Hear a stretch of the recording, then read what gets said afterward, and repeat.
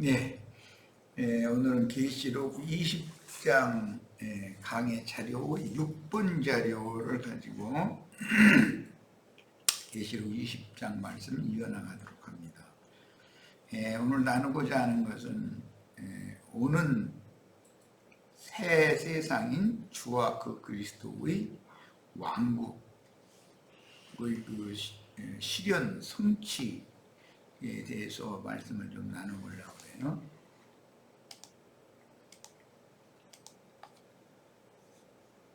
우선 계시록 11장 15절로 17절 이건 지난 자료 말씀에서 이미 우리는 계시록 11장 말씀을 나눴는데 다시 한번 살펴봅니다.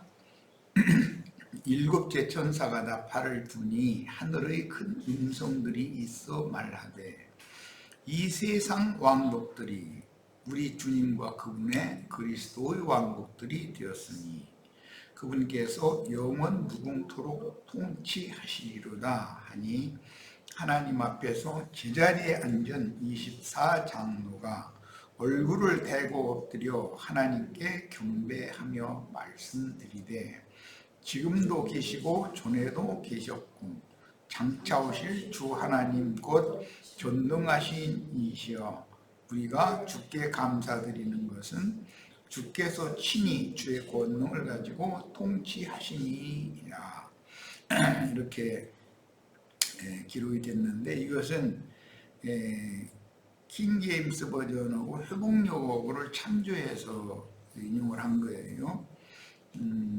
이제 앞으로는 그 대조를 좀 모시체들이 오번역된 부분들을 살펴볼 수 있도록 회복력 성경을 좀 많이 사용을 하려고 그러는데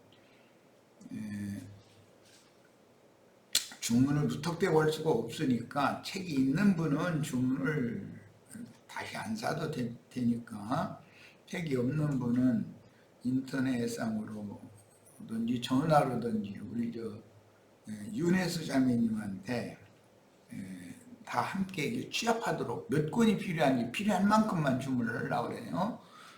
연락을 서로 다 취해서 연락이 다 된 다음에 한 열흘 후에 책을 구입을 하도록 할 겁니다.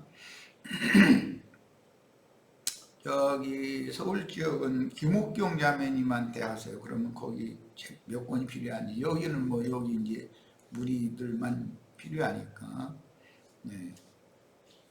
전체를 다 취합해봐가지고 책을 주문할 거예요.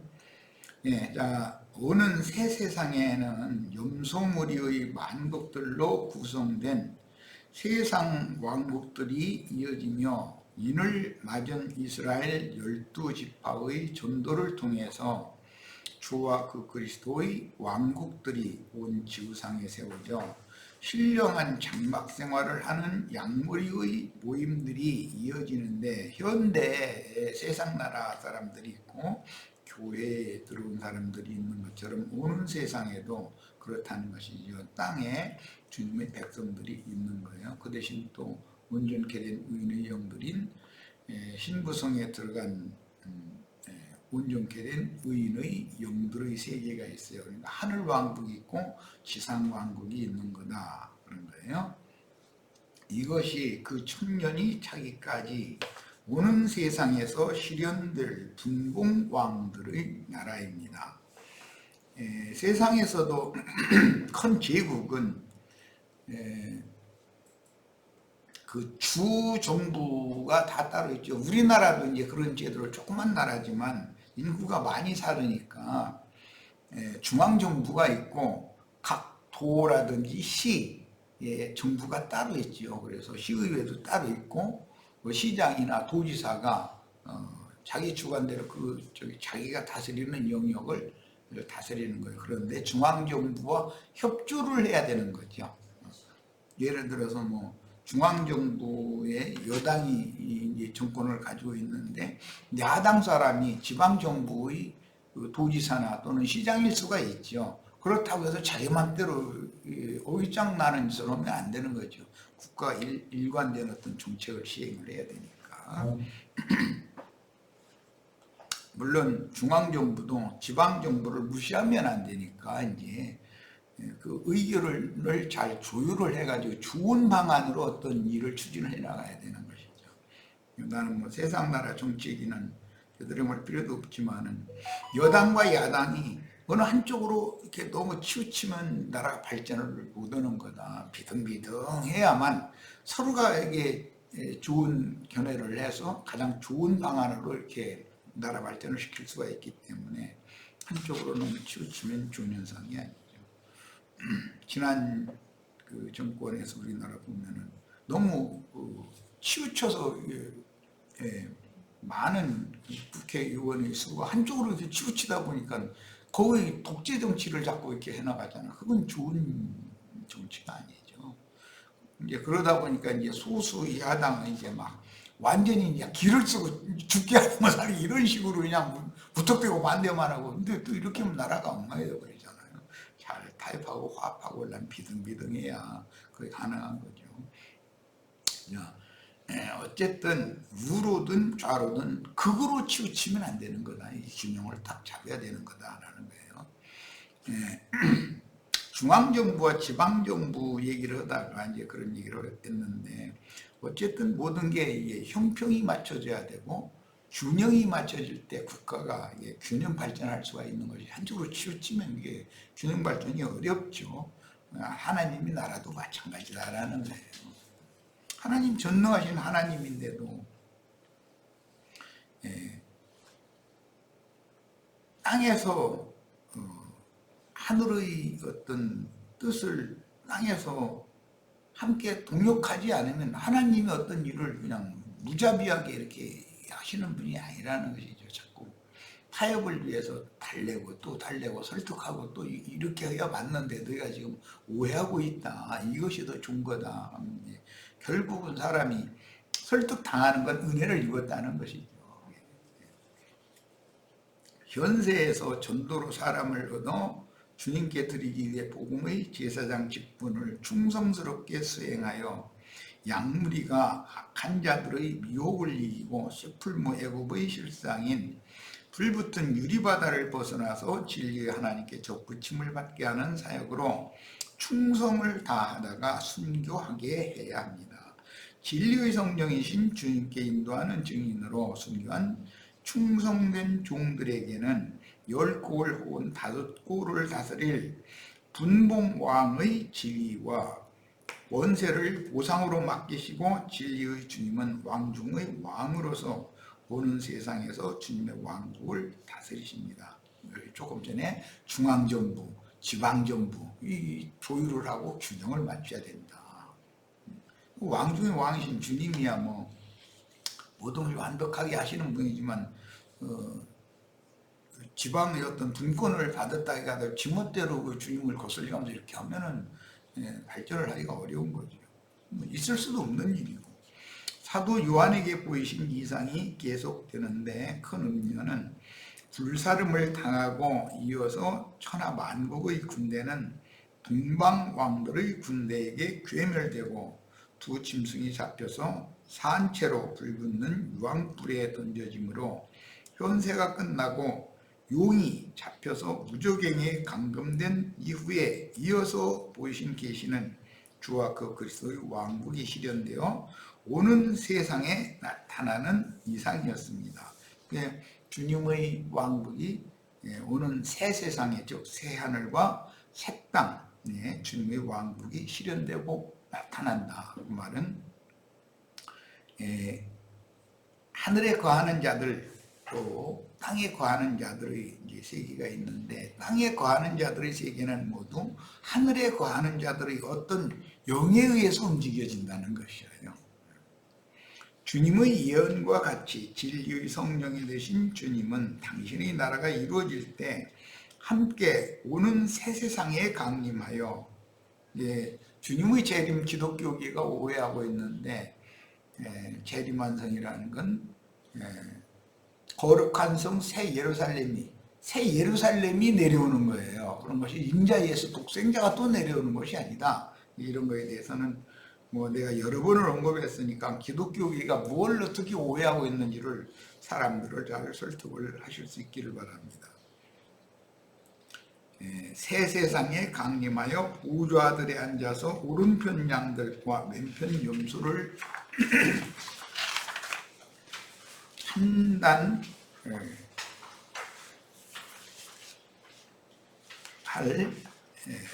철장 권세자들을 마곡 땅을 다스린 곡들이라고 그러죠. 현세도 이제 세상 나라를 다스리는 자들이 세상 종사 잡은 자들인데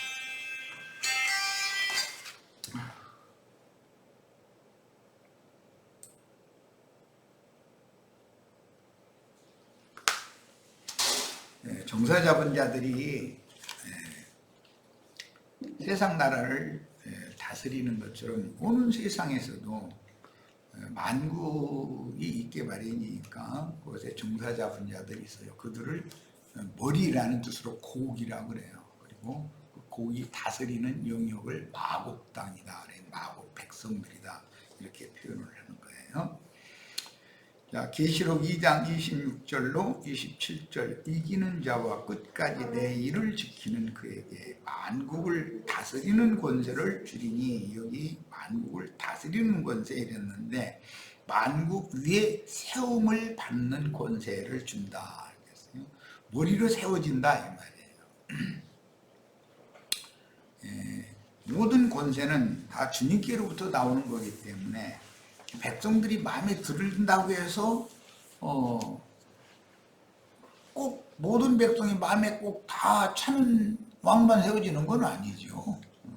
그래도 그 시대에는 그때에는 그런 사람을 세워야 하나님의 경영을 이룰 수 있기 때문에 평화의 시대에는 평화를 지향하는 그런 군주가 세워지지만 세상이 이제 악한 때가 되면은 폭력적인 성향을 가진 자가 머리로 세움을 받는 거죠. 그래가지고 그는 이제 자기 멋대로 이제 휘둘러 버리고 안 되면 그냥 철장으로 그냥 막 풀에 쳐버리는 이제 그런 정치를 하는데 그런 거 보고 철혈 정책을 쓴다 뭐 이렇게 표현하고 독재 정권이 쓴다 이 말이죠.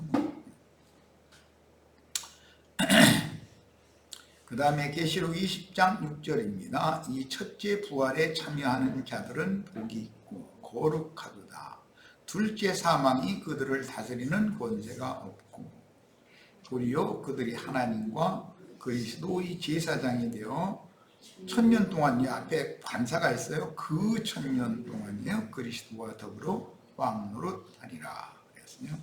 여기 왕노릇한다라는 이 표현은 주권자 혹은 왕의 지위를 가진 신분으로 자기에게 주어진 위임된 왕국을 통치하는 행위를 의미하는 거예요. 근데 다스린다라는 말을 할 때는 주님의 백성들을 목양한다, 먹이고 그 다음에 양육하고 보호하는 그런 개념이 강하고 목자라는 의미와 같은 단어이니까 그 다음에 마곡 백성들을 위해서 왕노릇 한다 할 때는 이것은 철장 권세로 이렇게 치리하는 것을 의미하니까 그 용어에 대해서 이해가 필요합니다. 하나님의 인을 맡고 살아서 영원한 복음을 전파하는 전도자들은 복음의 제사장과 또한 왕으로서 통치하는 직분을 행하게 될 것인데 그들의 능력과 권세대로 10골 혹은 5골을 맡은 분봉왕으로 다스리되 진리의 빛을 발하여 영적 생명의 수준이 온전함을 이룬 정도대로 크고 넓은 영역을 다스리게 해주십니다. 세상에서도 위에 세움을 받는 자는 그만큼 사람이 그만큼 뭔가 이루는 거, 뭔가 사람이 그만큼 되어진 것이 있으니까 많은 사람들을 위해서 사람들을 다 이렇게 다스리고 지배하고 할 수가 있는 거잖아요. 주님의 왕으로도 마찬가지다. 그런데 세상에서는 세상적인 지혜나 지식이나 이런 것들이 갖춰져야 되는 것처럼 천국에서는 예수님의 그 영과 예수님의 정신으로 온전케 되어진 정도에 따라서 구원의를 받게 마련이다라는 것이죠. 그러니까 가치 기준이 세상 사람들의 사고가 주님 나라에서 사용되는 통용되는 그런 사고 가치 기준이 전혀 다른 것이죠. 세상의 사람들이 우러러보는 그런 인격, 품격이라고 하는 것과 천국의 왕이신 주님이 보시는 그런 각 사람의 품성, 인격이라고 하면 다를 수가 있는 것이죠. 얼마든지. 세상에는 천지개벽이라는 말도 있고 뭐 쥐구멍에도 볕 뜨는 날이 있다 이런 말이 있는데, 주님의 왕국과 그 이름을 위하여 목숨도 아끼지 않던 모든 진실한 신앙인들이 주 약속에 따라 의인들의 부활 때에 예수께서 자던 자들이 예수 안에서 자던 자들이 먼저 일어나고 짐승에게 죽임을 당한 혼들이 참여하여 가장 합당한 보상을 받는 날이 드디어 임하는 것입니다. 이게 이제 성경 해석 주의날, 그날 등등 많은 표현이 나왔는데, 기독교계가 주님의 재림을 기다리는 날이 바로 이런 날이죠. 기독교계 사람들은 심판하러 오시는 주님을 지금 사실 기다리고 있는 것이죠. 오늘 현재 도적같이 임하셔서 우리를 구원하시는 주님을 기다려야 정상인 거죠. 저들은 이 생에 살아있는 동안 주님의 왕국과 주님의 이름으로 인하여 주님의 모든 고난에 함께 참여한 자들이며, 오직 복음을 위하여 일생을 헌신하거나 복음을 믿는 믿음을 지키기 위하여 육신의 생명을 기꺼이 드린 이기는 자들이요, 시온산의 버린 양께 올라간 정절의 신앙을 지킨 성도들을 주님께로 인도해 준 종들입니다. 여기에서 다시 한번 천국 복음과 영원한 복음의 차이를 분별해야 하는데, 주님께서는 인으로 봉인된 천국 복음을 선포하셨으며 제자들에게 세상 끝날까지 온 지구상에 천국 복음을 증거하기 위하여 자기의 목숨을 바치면 생명의 멸관을 주시겠다라고 약속하셨습니다. 천국 복음의 핵심되는 시작의 내용은 모든 사람이 각각 자기 육체대로 행한 죄와 허물들을 자복하고 회개하며 복음을 믿음으로 주 예수 그리스도 이름으로 침례를 받아 죄들의 사함을 받고 성령을 선물로 받아 거듭난 성도는 교회로 모여 진리의 말씀으로 양육을 받으라는 것이 주님께서 제자들을 보내어 증거한 복음의 내용이죠. 요즘 마침 우리가 침례교단의 한 형제를 만나서 그 침례에 대해서 이제 이런저런 많은 이야기들을 나눴는데, 세상 교계에서는 여전히 요한의 제자와 예수 그리스도의 제자에 대해서 분별을 좀 못하는 것을 느꼈어요. 요한의 제자가 되려면 요한에게 가서 물로 침례를 받아야죠. 그런데 주님의 제자가 되려면 주님의 말씀을 가르침 받아서 믿어야 되는 거예요. 그러니까 이 종교 의례를 행하는 것은 예수님께로 나가게 하기 위해서 길을 이렇게 열어주는, 그분께로 나가게, 그분한테로 가라라는 뜻으로 그런 종교 의례를 행했던 것이고, 주님께서는 당신이 친히 이제 그 인자의 때가 됐을 때 말씀을 전파해서 그 말씀을 믿는 사람은 영생을 주시지만 믿지 않는 자는 이미 심판이 그에게 머물고 있는 거다라고 이렇게 표현을 하셨어요. 그러니까 예수님은 믿음의 말씀을 전하러 오신 분이고, 모세로부터 요한까지는 율법 행위, 종교 의식을 자꾸 이렇게 강조하는 사역이기 때문에 그 문제를 명확하게 구분을 잘 하실 수 있기를 바랍니다. 그 다음에 이제 각자 지체들은 각 성의 교회들이 세워지기 때문에 그 각 성에 있는 교회들에 모여서 성령께서 세우신 사역자들을 통해서 양육을 받아 진리의 말씀으로 거듭났으면 진리의 말씀으로 영이 자꾸 양육을 받아야 되는 거죠. 장성한 분량으로 자란 후에 본인도 복음의 제사장으로서 사명을 충성스럽게 수행하여 그리스도의 몸을 세우는 지혜로운 건축가로서 원수를 등이 대적하는 전사들이 되라는 격려를 하십니다. 구속받고 거듭난 것이 다가 아니죠. 양육을 받아서 온전케 되어져 가지고 자기 스승보다도 더 큰 일을 나가서 다 할 수 있어야 되는 거예요. 전사들이 다 돼야 되는 것이죠.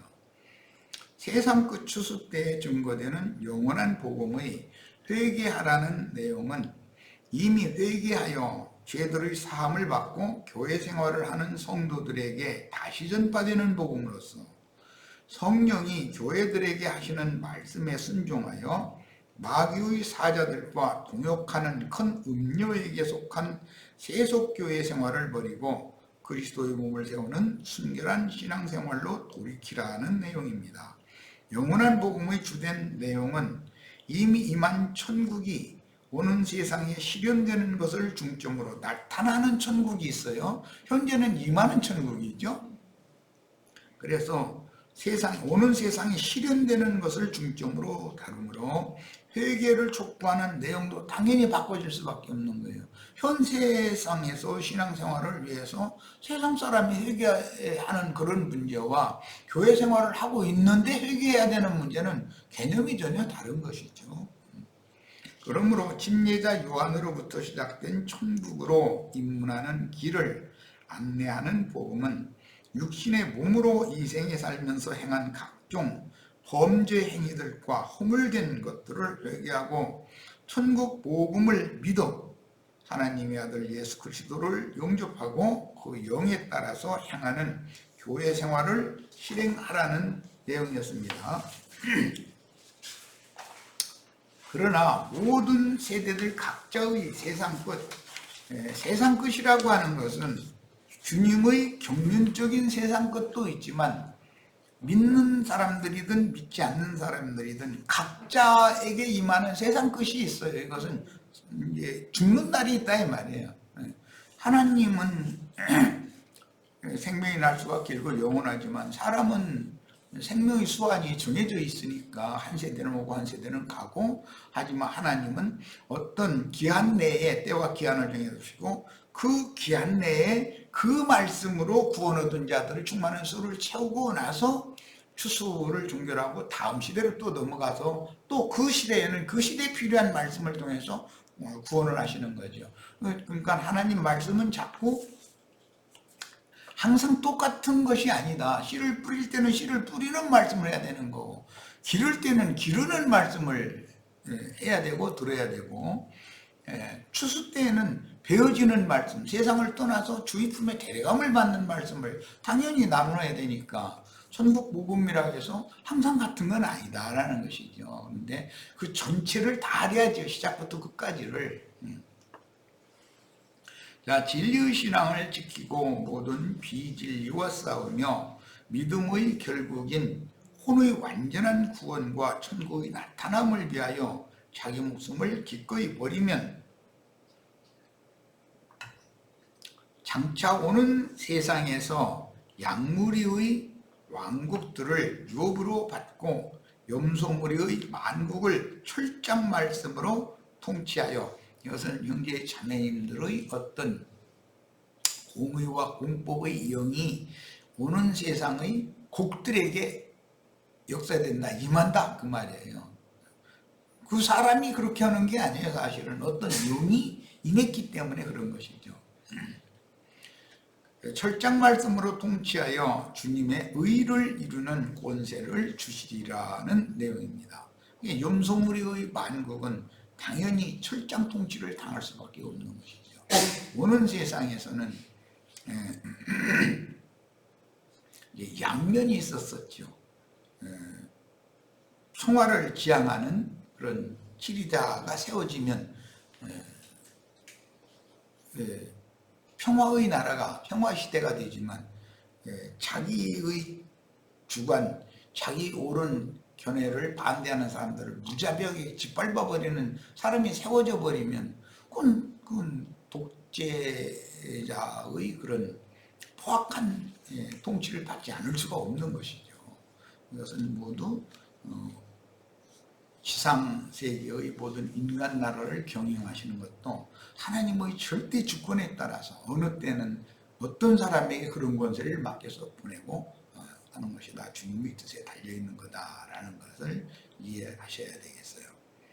이미 회개하고 믿어 구속 곧 죄들의 사면을 받고 교회 생활을 하는 성도들에게 그 영께서 회개하라고 촉구하시는 내용을 다시 한번 정리하여 세상 교계의 형편을 정확하게 파악하고 해를 입은 한 여자의 남은 자손을 위해서 저희 주께서 예비하신 곳으로 그 영과 신부가 오라고 초대를 하면, 이 계시록 이거는 12장에 나오는 말씀이에요.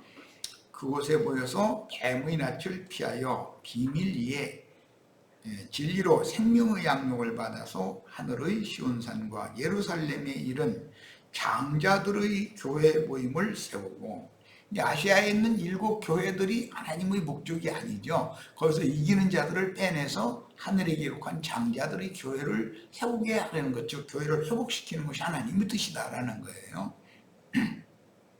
8번째 교회죠. 장자들의 교회 모임을 세우고 단체적인 죽음과 부활과 승천에 참여해야 된다. 개인적인 신앙은 개인적인 세상 것이 있어요. 그럼 음부의 낙원에 가서 기다리다가 단체적인 부활 때를 기다리는 거란 말이에요. 그때는 짐승 때이기 때문에 살아서 그날을 맞은 자들은 수가 몇이든지 다 죽인다 했으니까 단체적으로 죽는 거, 그때는 그냥 싹 쓸어버려서 그냥 추설 한꺼번에 다 해버리는 거니까 이렇게 그런 날이 반드시 온다는 거예요. 이건 성경에 예언된 말씀이에요. 자, 계시록 이제 20장 본문 말씀으로 들어갑니다. 이것이 첫째 부활입니다. 그 나머지 죽은 자들은 그 천년이 차기까지 살아나지 못하였습니다. 첫째 부활 이야기, 이것은 모든 죽은 자들 가운데 처음 익은 열매로 부활하신 그리스도의 그 부활이 제일 좋은 부활이죠. 나는 그 부활이요 그 생명이니 말하다야 네가 이걸 믿느냐 이랬어요. 그 관사가 붙어있는 부활이에요. 생명도 관사가 붙어있는 생명이에요. 우리 육신의 생명은 관사를 붙이지 않지요. 육의 생명이니까. 첫째 부활에 참여하는 사람은 복이 있고 거룩합니다. 둘째 죽음은 그들을 다스리는 권세가 없습니다. 둘째 죽음이라는 것은 육의 몸은 다 죽게 마련이지만 영혼의 심판을 받아서 영원한 형벌 아래 들어가는 두 번째 죽는 것이죠. 유다서에는 죽고 또 죽어라고 표현을 했어요. 그들은 하나님과 그리스도의 제사장들이 되어 그 천년을 그리스도와 함께 왕으로서 통치할 것입니다. 이 말씀도 정확한 이해를 위해서 회복력을 인용해 드렸습니다. 앞으로 이제 우리 회복력을 대조해 가면서 많이 읽도록 할 겁니다. 인용한 성구들과 헬라어 단어 사전의 뜻을 참조하여도 문장의 의미는 하나님께서 정하신 때와 기한에 대한 말씀드림을 누구나 알 수 있습니다. 이게 다 그 천년이 차기까지 등등 이런 말은 때와 기한이 정해져 있다는 것이죠. 율법과 선지자의 때, 인자의 때, 또 그 천년이 차기까지 이방인의 때 등등 이런 이야기는 성경이 하나님만 아시는 어떤 때와 기한이 정해져 있다는 것이죠. 무천년설 주의자들은 성경을 한 면밖에 보지 못하되 인자로 오셨던 주님과 사도들을 통해서 표적으로 나타난 사실들이 그 영이 되어 재림하신 주님과 증인들의 대언의 영들을, 즉 7 영, 7 눈들을 통해서 단체적으로 완성되고 역사상에 나타나므로 반복되는 하나님의 비밀스러운 우주 경영을 누린다. 개인적인 하나님과 나와의 관계만 자꾸 중요하다 보면 속생명파가 되어져 가지고 하나님은 긴 때와 기한이라고 하는 것을 정해두시고 그동안에 어떤 종들을 보내서 어떤 말씀을 통해서 구원 얻을 자의 충만한 수를 채우고 다음 시대로 넘어가고 심판을 끝낸 다음에 다음 시대에는 또 다른 종들을 보내서 다른 말씀을 보낸다. 그러니까 율법과 선지자의 때는 율법 행위를 강조하는 말씀을 보낼 수밖에 없는 것이고 종교의식을 강조할 수밖에 없죠. 인자 예수께서 오셔서부터는 믿음의 말씀을 이제 강조하기 시작해요. 그 영과 신부의 마지막 말씀은 그것은 영원한 복음이니까 이 생에서 어떻게 신앙생활을 잘 하고 맞춰가지고 영원 세계에 들어갈 것인가 라는 것을 가르쳐야 되니까 말씀이라는 게 똑같은 건 아니다라는 것이죠. 다 성경에 있는 내용들이지만 사람들의 생명의 분량과 자람에 따라서 말씀을 받아먹는 그게 다 포괄적이고 더 높고 깊고 넓은 그런 말씀을 포괄적으로 받아들일 수 있는 수준이 다 돼야 되는 것이죠. 주님은 천국 복음을 증거하신 후에 반드시 내 말을 듣고 행한 대로 갚으리라고 하나님의 백성들을 향한 천국 보상을 선포하여 경고하셨고 그분의 심판대에 대해서 여러 번 증거하셨습니다. 그러나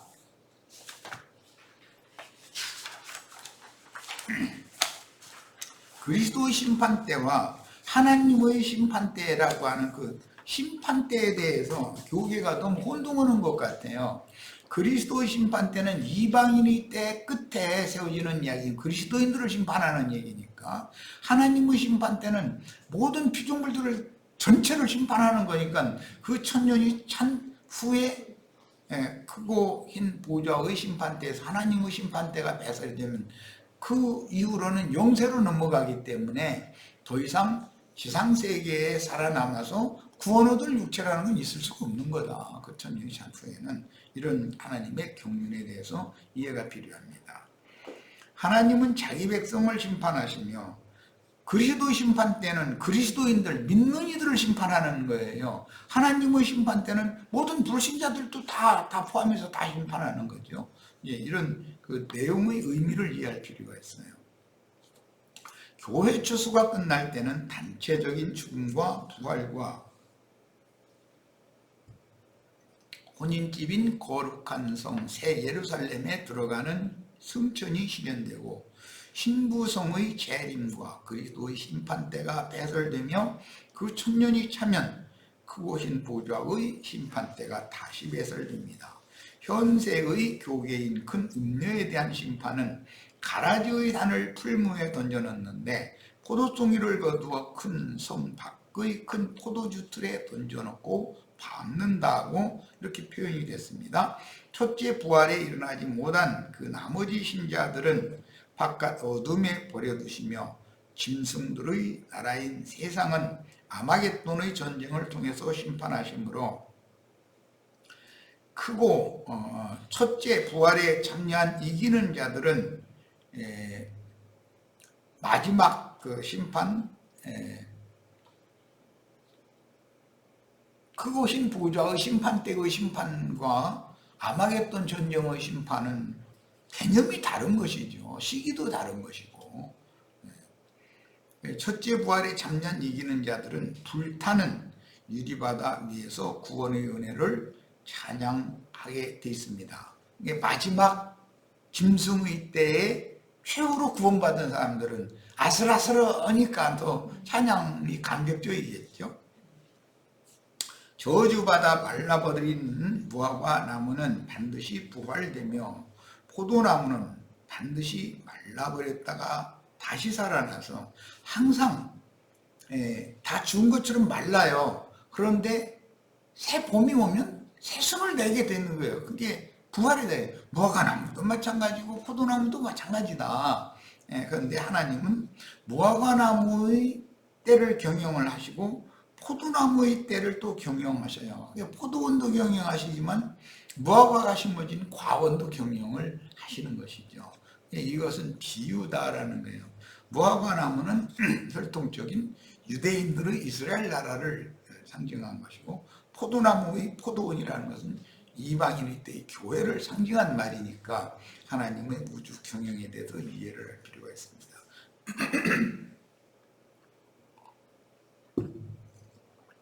무천년설주의자들로 말미암아 주님의 약속인 천국 보상과 큰 음녀교계의 심판과 어둠의 세상 나라 심판에 대한 진리는 무시당하고 신자들이 사악한 세상의 영에게 사로잡혔습니다. 그들은 이런 때와 기한에 관한 것을 이렇게 전도를 하려고 그러면은 무천년설이라는 것을 논리를 앞세워 가지고 때와 기한에 관한 어떤 증거를 굉장히 싫어하죠. 그러고 이단시하고 막 눈을 부릅뜨고 저 사람 혹시 뭐 이상한 말 하려고 그러는 거 아닌가 하고 이렇게 하는 경향이 참 많죠. 성경에 엄연히 있는 말씀인데도 오는 부활과 그리스도의 심판 때와 그 천년 기간에 실현될 그리스도의 왕국에 대한 진리를 증거하는 증인들은 도리어 이단자로 낙인 찍혀 박해를 당하는 기현상이 지금 보편화되었습니다. 때와 기한에 관한 얘기를 내놓으면 무조건 이단 취급해버리는 거예요. 그런데 그것도 그럴 만한 것이 몇 년도 몇 월 며칠 날 주님이 어디로 오신다고 거짓말했던 사람들이 하도 많이 지나가다 보니까 사람들이 이제 진령이 나버린 거니까 저놈도 그놈 아닌가 이제 이래버리는 것이죠. 그런데 그것도 마귀 장난이다. 물론 몇 년도 몇 월 며칠 몇 시에 일회성의 재림과 부활이 있다고 엉뚱한 거짓말로 교계와 세상을 속인 마귀의 사자들이 주님의 재림이라는 건 일회성이 아니죠. 2000년 전에 이미 도적같이 제자들에게 임하기 시작해서 매 세대에게 계속해서 임해서 항상 교회와 동행하셨어요. 2000년 동안. 그러니까 이제 이런 문제에 대해서 오해를 하다 보니까 이만희 이런 사람 등등은 2000년 동안 구원받은 사람 하나도 없고 오늘날 자기 얘기를 들어야 구원받는다. 이제 이렇게까지 나가버리는 거예요. 2000년 동안 계시록 말씀까지 2000년 전에 이미 다 완성적으로 기록이 되어 있던 말씀이고 그때 이미 어떤 자들에게는 열린 책을 이미 그때부터 주어서 자기 세대마다 구원할 자들을 스스로 세워오셨던 거예요. 그런 것이지 구원 얻을 자가 하나도 이만희가 오기 전에 하나도 없다가 오늘날 이만희 말을 들어야만 구원받는다 이렇게 하면 그들의 무리 가운데서는 그 말이 기분 좋은지 모르지만 진리를 아는 사람들이 보면 참 너무 황당한 얘기죠. 그거 내가 그 친구들하고 또 대화하면서 베드로와 요한과 바울이 그럼 구원 받았냐 못 받았냐 했더니 그 사람들만 받았대. 아니 그때는 이만이 없었는데 어떻게 받았는데? 내가 그랬더니 또 뭐래 또. 그 너무 황당한 사람들이죠. 영원 무궁하신 하나님은 그분이 목적을 위하여 창조하여 경영하시는 시간과 공간이라는 유한한 물질계에 살게 하신 첫 아담 세계에 영이신 하나님께서 개입하여 때와 기한에 따라 창세기 1장 1절부터 계시록 22장 21절까지 경륜적으로 그분의 일을 수행하셨어요. 계시록의 말씀을 오늘 우리가 나누고 있지만 오늘 우리가 나누는 말씀을 2000년 전에도 분명히 어떤 무리가 나누고 이걸 추구를 했다는 거예요. 1000년 전에도 감춰진 무리가 있었죠. 어느 날 우리가 갑자기 이런 말씀을 우리만 나눈다 이렇게 생각하면 이건 완전히 이단적인 것이죠. 그럴 리가 있어요. 모든 말씀은 이미 계시록 말씀까지 2000년 전에 완성이 다 된 건데 날짜와 절기와 사시와 연한에 따라 율법을 정하셨는데 7일 창조와 7년마다 면제년 안식년을 반복하게 하셨고 7절기를 정하셨고 77절의 오순절과 50년마다 희년을 정하셨으며 최종적으로 71회로 구속의 일을 마무리하십니다. 예를 든다면 예수님이 세상에 오셨을 때 자기 땅 자기 백성들에게 의인 아벨로부터 성전과 제단 사이에서 죽인 바라게의 아들 사가랴의 피까지 땅 위에 흘린 의로운 피가, 창세기 시작에 아벨의 피를 가인이 흘렸죠. 그때부터 사가랴의 피까지 땅 위에서 많은 피가 계속해서 매 세대마다 흘려졌다는 거예요. 그런데 예수님이 오셨을 때 그 세대 사람들이 너희가 최종 종결적으로 그 모든 조상들의 죄에 너희가 같이 참여했으니까 너희 시대에 와서 내가 심판해버린다, 이 얘기를 한 것이란 말이에요. 그러니까 주님은 어떤 때와 기한을 길게 두시고 그 종 선지자들도 보내시고 마귀도 사탄의 사자들을 보내가지고 양쪽에서 멸망의 자식들과 하나님의 아들들을 양쪽에서 이렇게 보내셨다라는 것이죠. 그래가지고 구원 얻을 자의 수를 비밀리에 이렇게 채우신 거예요. 오늘 이 시대에도 우리만 구원을 얻었나이다 이렇게 생각하면 안 되는 거죠. 어디에 바알에게 무릎 꿇지 않은 실천이 분명히 감춰되어 있다. 허망한 어떤 자긍심을 가지면 분명히 그 자긍하는 가지를 쳐낼 거라는 것을 우리는 명심하고 있어야 돼요.